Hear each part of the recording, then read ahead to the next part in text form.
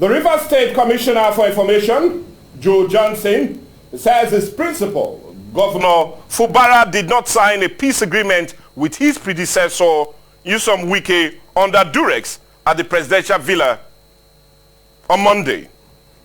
Johnson spoke yesterday, Wednesday, during a live appearance on the television lunchtime political program. He said he was in the meeting and the governor did not negotiate from the piece of or the place of weakness. If you recall, Rivers State had been a theater of war in the last 3 months, with the State House of Assembly serving as the boxing ring. The rift between Fubara and also the split with lawmakers in the House, with 27 of them decamping from the People's Democratic Party to the All Progressive Congress, in whose central government Wike is currently serving as a minister. The feud also saw the emergence of parallel sitting, an impeachment plot against the governor, the demolition of the State House of Assembly complex, and a gale of resignation of pro-Wike commissioners in the Fubara cabinet. The president had on Monday met with Fubara and Wike at the Aso Rock Villa in Abuja with the attendance of the National Security Advisor Nuru Ribadu. After Monday's meeting, Mr. President directed the warring parties to withdraw all matters instituted in the court by Fubara and his team, and that the leadership of Martin Emewile in Rivers State House of Assembly be recognized and not that of Edison Ehi. But controversy has since encircled the peace agreement, with the elder statesman, Chief Edwin Clark, saying that Fubara was ambushed into signing the document. But whether ambushed or not, Rivers State citizens seem to have a sign of relief after many months of heightened tension. But the big question or the big story for today is, will the peace truly stand, knowing that we've had one before this that did not? And what needs to be done to end that bitter feud between godfathers and their perceived godson in Nigerian politics? Well, what the big story is all about. We're talking about the Fubara-Wike feud, controversy over peace agreements. And that's what we're having as a major discourse today on the big story. We're talking about the Fubara and also Nyesom Wike feud. And not just that, but the controversy that is surrounding the deal, the peace deal that was just signed on Monday. And to truly do this, we really would say it's about time we talk about it, knowing that the issue seems to be causing a whole lot of controversy, as more persons are coming out to say, well, they're not comfortable with the deal agreement and hence would rather be going to court on account of it. But anyway, we're in our own court here, and a court of public opinion, and that's why we'll be having this discussion. And funny enough, I have two lovely guests in the house with me, and I'm talking of no other person but Chief Pius Ovije is of the All Progressive Congress. Good morning and welcome to the show. Good morning, everybody. And also to no other person but Honorable Clement Odukwe. He's of the Labour Party, and your party, funny enough, had a great understanding with Fubara and took his side on this very conflict. Good morning and welcome to the show also. Good morning and compliment of the season. Yeah, well, indeed it's the season. But let me quickly start with you, Chief Pius Ovije. Well, anyway, the Commissioner of Information in Rivers State, Joe Johnson, has finally put to rest the issue of whether Governor Fubara signed the peace deal or not. Now, undermining the issue of ambush or having him bulldozed into signing or blackmailed into signing the deal is still up for debate. But I want us to first, or rather, I want to really first get your reaction as it concerns the peace deal initiated by Mr. President. Do you feel it will be binding? And the reason I'm asking you this question is, remember we had an initial deal that did not last for 2 weeks and it fell apart. So my question, do you feel it will be binding? And should Mr. President not have done this earlier than now? Well, good morning, viewers. As per the signing, yes, I think Fubara acted well because he needed that agreement more than any other person in that state. One is the #1 man in the state. Yeah. And under him, he will not want to see the state going on ground. And he wanted to bring everybody together. It's not his intention inally to quarrel with his mentor. Don't forget, if he's not an ungrateful person, he should always remember how he became a governor. It's not easy for a politician to undermine all other politicians and pick a civil servant to replace him, to take over from him. You can imagine the war Wike went through in doing that. We experienced it here in Delta State. Uduagha tried it to bring Obu, who was a civil servant. He didn't see the light of the day. He got the fight of his life from politicians. And you can just imagine what Wike went through to see Fubara to become a governor. And if Fubara is not an ingrate, he can't undermine this agreement. He needed this agreement more than any other person. So, but that still makes me return to the question, do you feel... He should make it last. Fubara must make it. You see, one thing I saw so many places, even as far to our elder statesman, quarreling the signing of that kind of agreement is one-sided and all this. No, we'll come to all of that. Okay, we have the full 8 points. I think for him, Fubara acted well. And you feel this will last? And it will last. And he should make it last. And he should make it last. Yes. But do you feel Mr. President would have done this earlier than he did? No. Because let's look at it. We had a state assembly complex demolished. We had the president, governor himself, presenting budget to just 5 members of the state House of Assembly. Never been done. We had issues of attacks. We had issues of fighting. Thank God it did not generate too much civil disturbance. It would have been more than what we're thinking of. So, should Mr. President have acted earlier rather than making it come or going through all this circle before taking this stand on it? Yeah. Okay. Yes. So I think the president, you know, as a president of the country, yes, he knows that River State, they have elders there. Okay. He must have been consulting with them. Okay. He must have called 1 or 2 of them, people like Odiri. You know, he served, who was his yes, 99 colleague. He must have called him. Can't you put this thing in order?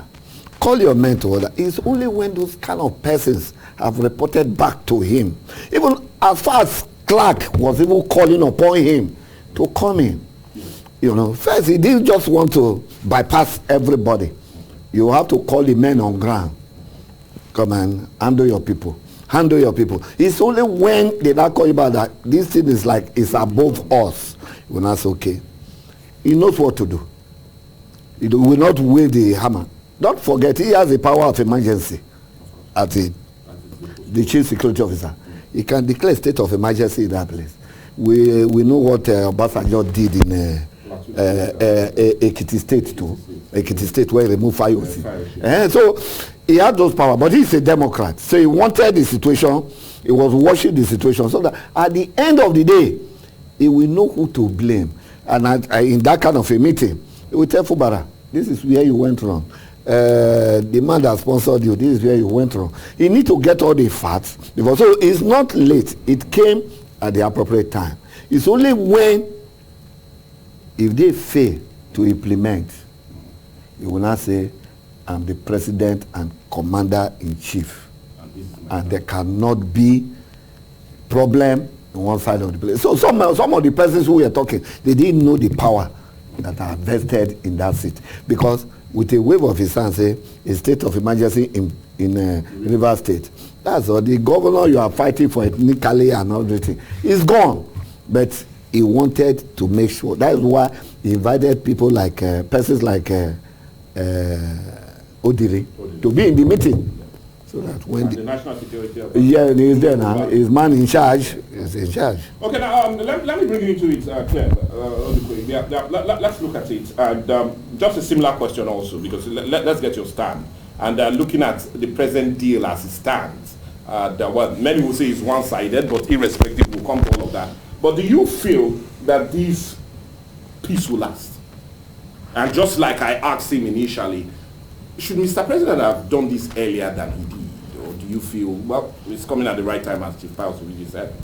Yeah, firstly, good morning one more time and compliment of the season again. It's a privilege to be here. I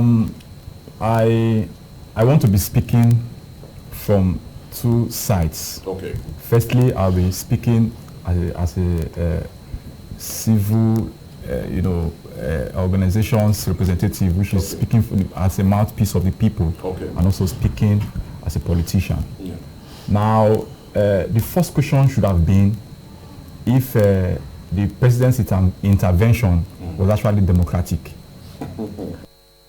I feel, in matters like this, there are modalities, there are principles that guides how you intervene in issues. If Mr. President was to intervene in such kind of a matter, which is tend to be an internal matter, because it has to do with two political parties involved, then a sitting governor and his predecessor. And the predecessor is assumed now not to be, partially a member of his party. And now the governor is a sitting governor, is a member of a particular political party different from that of the Mr. President. So I think Mr. President's intervention, because of the way we went about it, is undemocratic.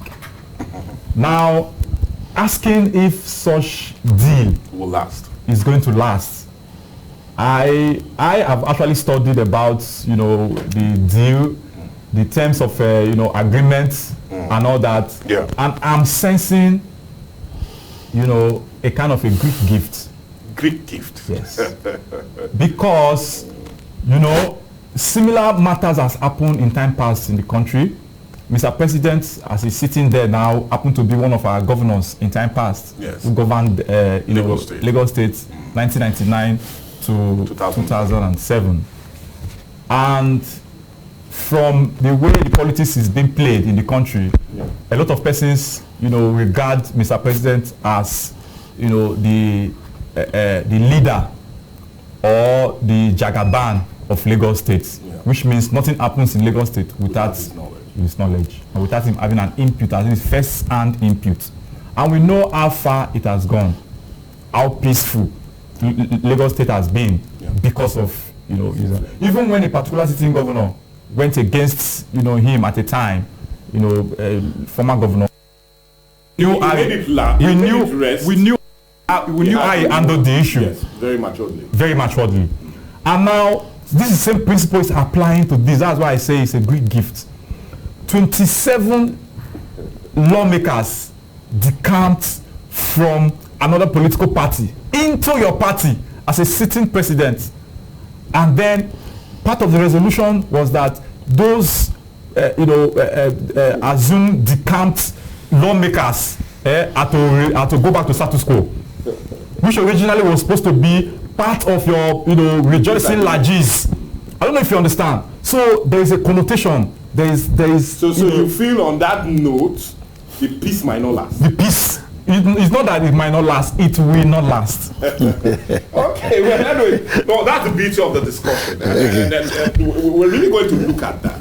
Yeah, we will look at that because many will say it looks as if Mr. Fubara is indeed not a politician. Because if he's a politician, he will understand the dynamics of having 27 lawmakers in the opposition and why you are a governor. But let's leave that first and come rather, let's deal with another major issue. Now, before we go to the 8-point agenda, let's just look at all of this. It's good we know where we are coming from, so we could really understand the need for the peace and see if it will buy the bind, or look at even the agreement that many persons are kicking against. So let's go to it. Now, the issue is the governor is alleged to feel disadvantaged on the ground that Wike did not give him room for him to run his government. And the reason, because we're just tracing the problem, how it started. Because there's this insinuation that Yusem Wike did not give him room to run his government. Wike almost picked everybody that worked with him, from the chief of staff to the commissioners to advisors. That's what people feel started this whole issue. But that's on one side. And another school of thought feels, especially that of the Rivers State Elders Forum, they feel Fubara was too hand-handedness. He was too quick in that belief of, well, I need to run things on my own. They feel he was ungrateful. They feel he was too, he went quick to the jugular of Wike without really looking at issues the way it should be. And they felt that was the reason for Strota breakdown. He wanted to break down the political structure of Wike and build his own too soon. Immediately. That's the problem. So let's try to understand the genesis of this. Chief Powers of EJ, where do you stand in both of these situations that lead or started this whole conflict? Very good. The issue is that Fubara is not a politician. Okay. That is the basis of this problem. He is not a politician. These things happen. We are in data here. Yeah. We are in data here. I'll give you an example of a politician. The governor here now, Sheriff, is a politician. If he were to be like Fubara, we will have had the same situation. There were rumors here, alleged allegations that the immediate past governor had his way in the high school. SLG, chief of staff, everything. And they were murmuring. But we have a politician seated there who knows how he became a governor. Fubara was too quick to act, to be a master. It's not easy. Yes, having been voted as a governor, the constitution empower you for many things. But don't forget your roots. If you try to challenge your root, like what the Elders Forum of Rivers State said, I watched that. Very good. That is where the problem came from. I think we only get to know in October when there was this impeachment plan. The plan. So many things must have happened. Why are you doing this? Why are you doing this? Take it this way, take it this way. No, I want to be governor. Because I'm supporting emergency advisors who were not part of that group. Because in any political setup, if you must fly, you must have persons pushing you. If you don't have it, you can't fly. That is the truth. There's no two way about it.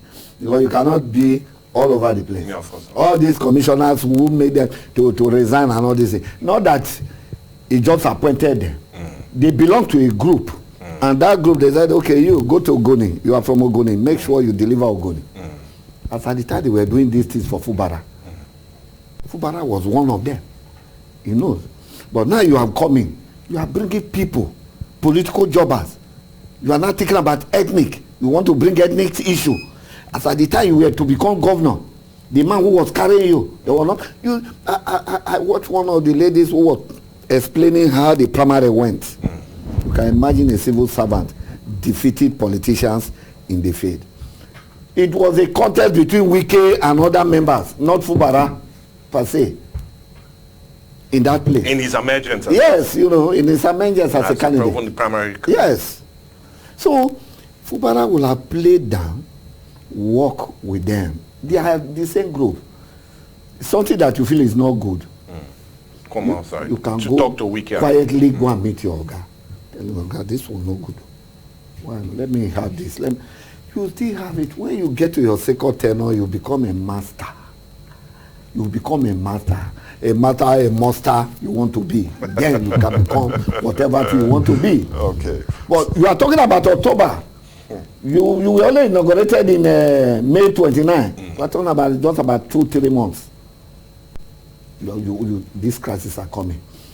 Every reasonable person, every reasonable politician, without looking at anything, we blame you. Because that is the time you still have to learn.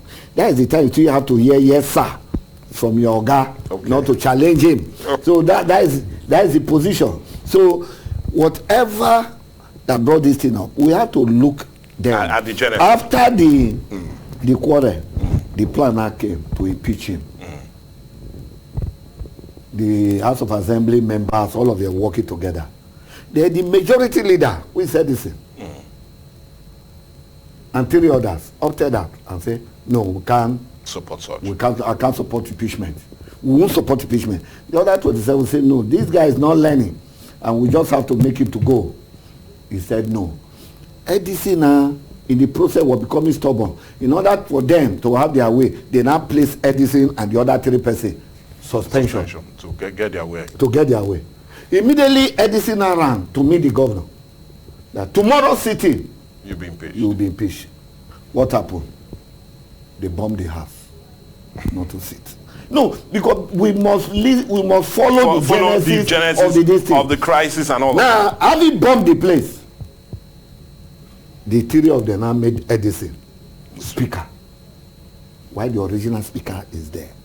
So when people are talking about saying people defected, they've declared their position, who is the speaker that declared those seats the seat vacant? Is it Edison of the 3 person or the court? Go to that place. The court has no right to appoint a speaker for the House. I will plead with you to hold on. Just like Mr. Clement, I will need your reactions to all he has said. But we need to go on the break now. But when we come back, we'll continue our discussion looking at the controversy that seems to be facing that very peace agreement. That many are beginning to feel skeptical and feel, well, like you said, a great gift. But let's see more about it or talk more about it when we come from the break.